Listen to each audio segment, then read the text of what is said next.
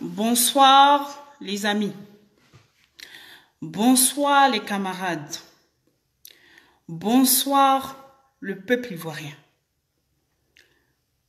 bonsoir chers amis panafricains.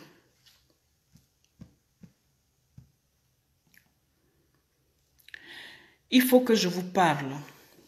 Si je suis là aujourd'hui, c'est pour l'affaire Ibra Soumaoro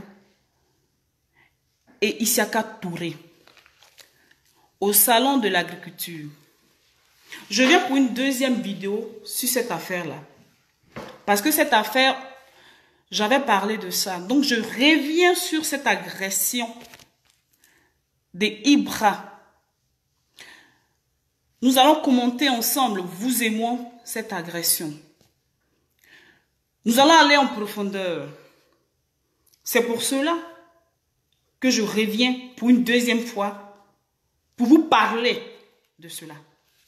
Pour vous dire que la soi-disant agression de Ibra est juste une manipulation à des fins politiques. Que nous tous, nous savons.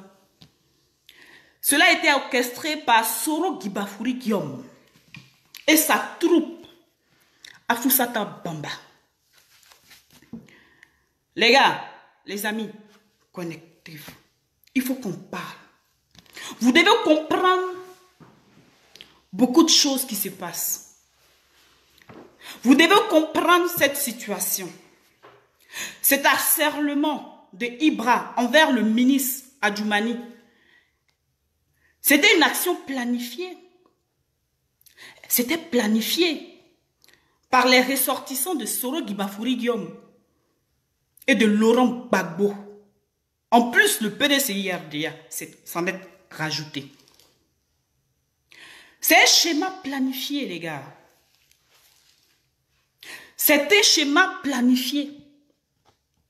Comprenez que la situation de Isiaka Touré, c'est un schéma planifié. Vous allez me dire pourquoi. Je vais vous démontrer cela. Voilà. Donc, comprenez que la situation de Isiaka Touré est une action légitime. Ce qui s'est passé, puisque Isiaka Touré était déjà informé de la vidéo, dans sa vidéo qu'il aurait vue. Je vais vous montrer cette vidéo. Suivez mon regard. Je vais vous montrer cette vidéo-là. Je vais allumer les faits de cette vidéo. Je vous présente cette vidéo.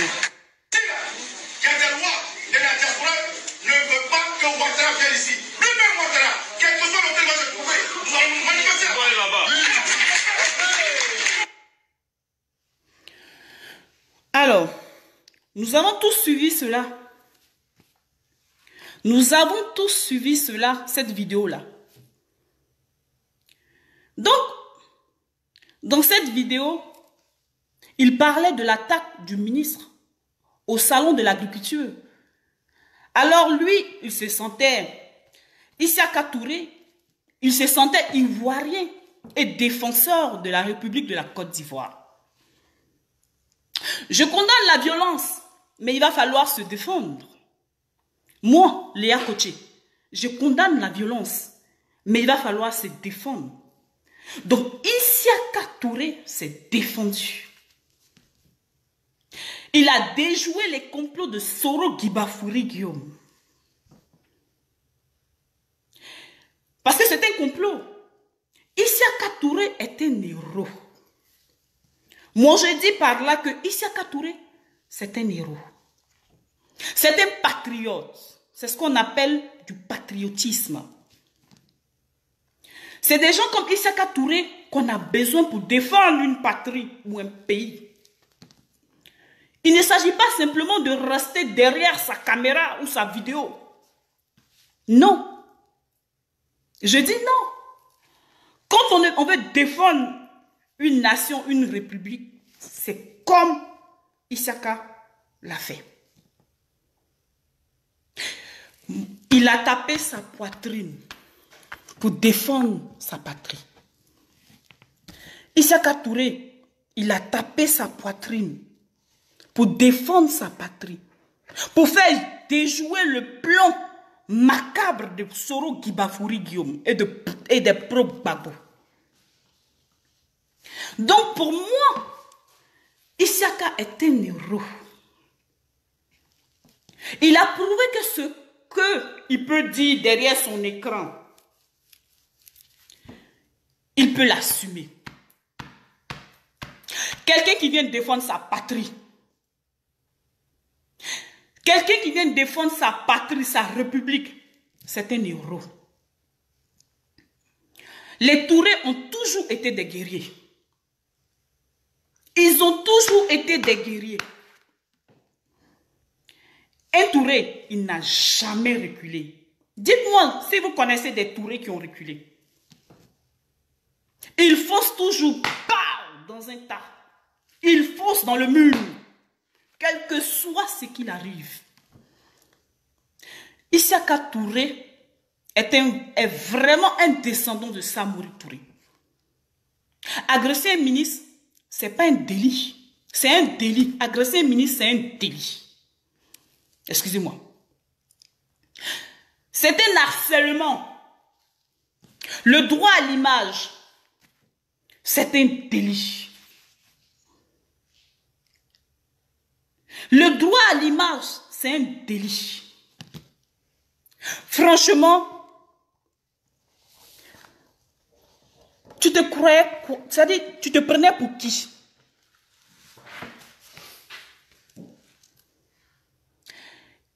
Ibra Soumaoro, quand tu parles à ton papa, c'est comme ça que tu parles à ton papa et à ta maman?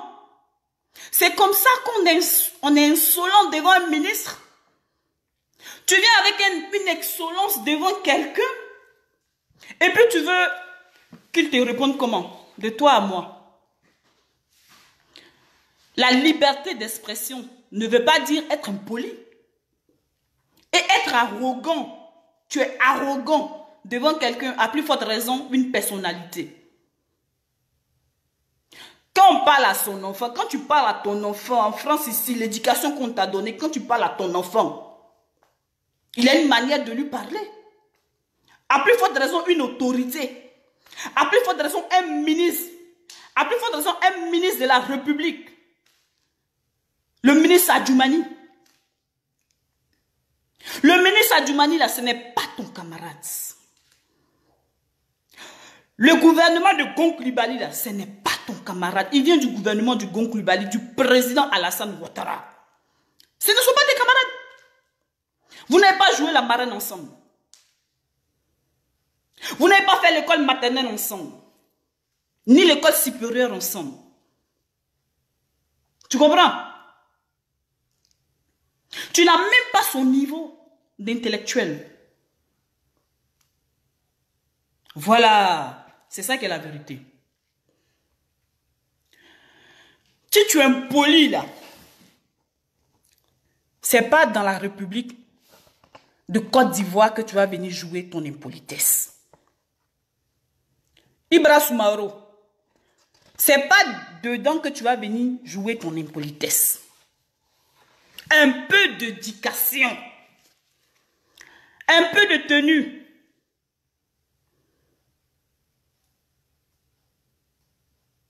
Ibra Soumaoro, ce que tu as fait là, on l'appelle, c'est une agression. C'est un harcèlement, c'est un délit. Tu n'as pas le droit de filmer. Tu n'as ni le droit de l'aborder. Tu as abordé quelqu'un, une autorité. Tu n'as pas le droit d'aborder de cette manière. Tu n'es pas un journaliste. Tu n'as aucun organe de presse. Voilà, c'est ça qui est la vérité. Alors, je félicite ce gars-là. Arrêtez la provocation. Les gens de Soro, là.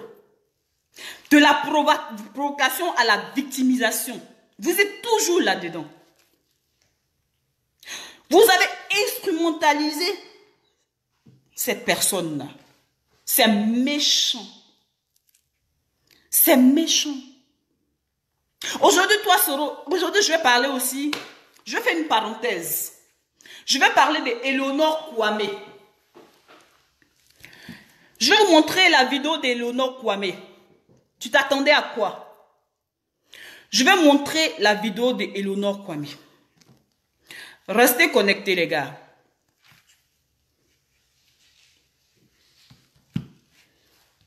Les gens, ils me bloquent parce que quand vous venez, vous regardez les vidéos. Regardez. Vidéo en sourdine, vous ne likez pas.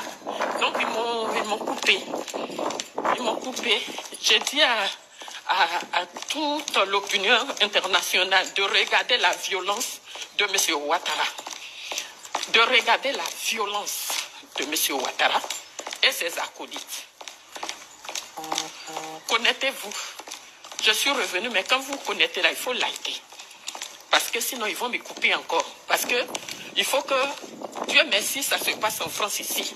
Il faut que l'opinion internationale sache le travail, le vilain travail qu'Alassane Ouattara fait subir aux Ivoiriens en Côte d'Ivoire. Et il a déporté sa violence ici, en France. Il vient de déporter sa violence ici. Et c'est Louba, son kiki là, qu'il a pris pour vous violenter les gens pendant les élections municipales. Avec qui il se promène pas tout le monde qui était derrière. Il ne faut pas que ça reste impuni. Battons le fer pendant que c'est chaud. Adjoumani est ici. Nous sommes dans un pays de droits de l'homme. Il ne faut pas que ça reste impuni. On communique, on dialogue, on t'apprend en France. S'ils ont frappé Ibra à mort, aujourd'hui, il faut qu'on batte le fer quand c'est chaud. Chers frères, ne dites pas, ne disons rien d'abord. Non, levons-nous. Levons-nous. Parce que Ouattara fait croire à tout le monde qu'il est démocrate. Voilà ce qu'il fait en Côte d'Ivoire. Comme ça ne suffit pas, et nous on est ici pour les interpeller, faut pas que cela nous décourage. Faut pas qu'on dise, parce que oui, si on fait ça, on est ici, on est dans un pays démocratique. S'ils ont payé les loupards pour tuer les Ivoiriens en Côte d'Ivoire et tuer les Ivoiriens ici encore dans un pays de droit, faut pas qu'on se taise. Là, j'ai arrêté ma formation, là, je suis en train de venir. Vous voulez tuer beaucoup de personnes. J'arrive.